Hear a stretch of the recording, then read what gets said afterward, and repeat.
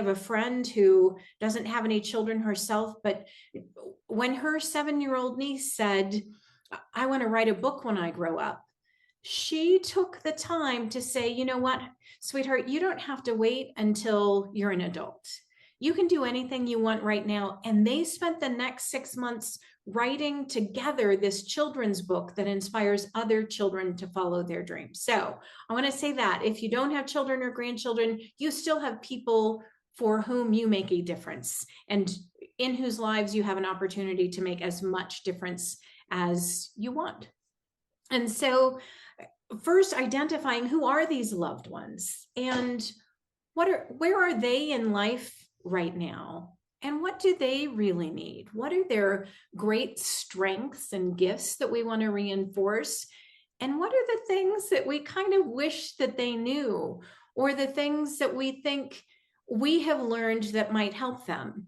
And then the other piece, so there's understanding our loved ones, but there's also understanding ourselves and where we came from, what shaped us, what are the stories from our lives that really made us who we are, what are the hard decisions that we had to make, and what are the things that we've learned from all of that. And taking the time to discover and then cultivate all of those things then gives us something to pass on to our loved ones. Because I mean, we on any given day, we might have something in mind that we could pass to our loved ones that might be helpful, but there's so much there. What are the most important things for me personally to pass to these specific humans that I love? And so I start people there with, discovering and then cultivating your wisdom, your life stories, and your love. What are the things that you love about these people? And what are your hopes and dreams for them? So that's the starting place for me. And my head is already, thinking of all the things, it's just very generative in this moment. But I'm also very curious on how did this shift your own relationship with your own loved ones? Once that shift came to recognize that that's something I want to go and work on, and that's my true wealth system that I want to promote, how it shifted you. Yes. Well, I think the first thing is I started thinking about every interaction that I have with my daughters and with my grandchildren. I have 2 daughters who are in their 30s and 4 grandchildren who are ages 2, 7, 7, and 9. And so I started thinking about my interactions differently, and being more intentional about them, and holding the question, how do I create more intergenerational wholeness in this moment, in this interaction, or in this challenge or issue? Because I mean, honestly, we're a real life family. We have, the things that happen in normal families where we hurt each other's feelings, or that things happen like that. And I'm so going to pause you for a moment and we're going to double click on intergenerational wholeness. I know you talk about it a lot. So if you can just describe that, what it is, and then go yes. into how you are experiencing it. Mm-hmm. So we talk a lot these days about intergenerational trauma, right? And healing intergenerational trauma.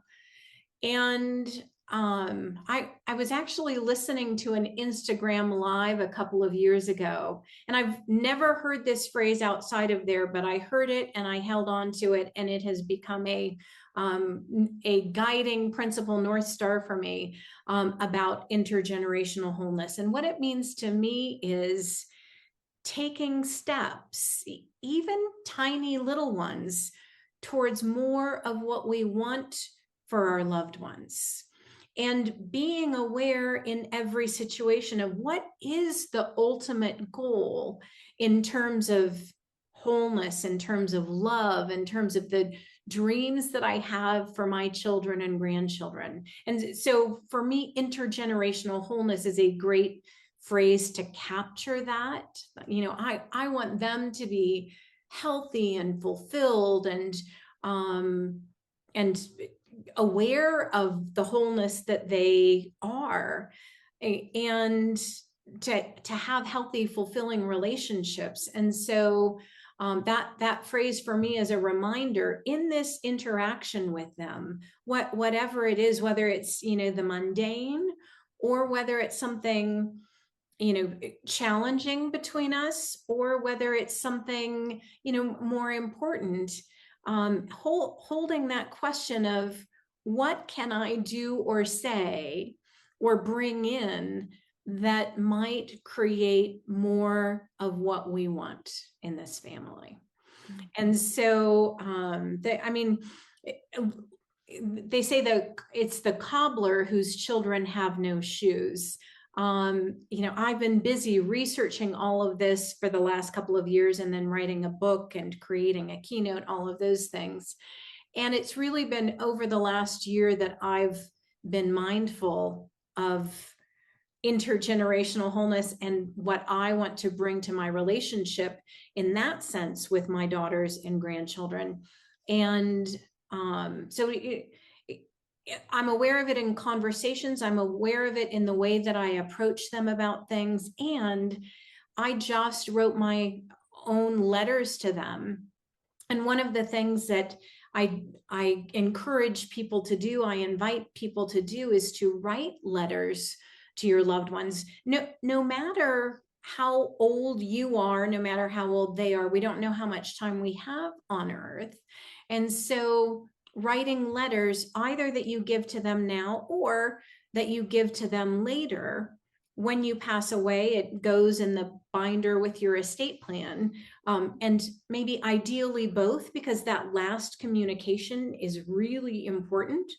And that's a communication that they will treasure forever. But I just, within the last couple of months, wrote letters, long, meaningful letters to each of my daughters, that went through everything from, the regrets that I had about my parenting years as a single mom.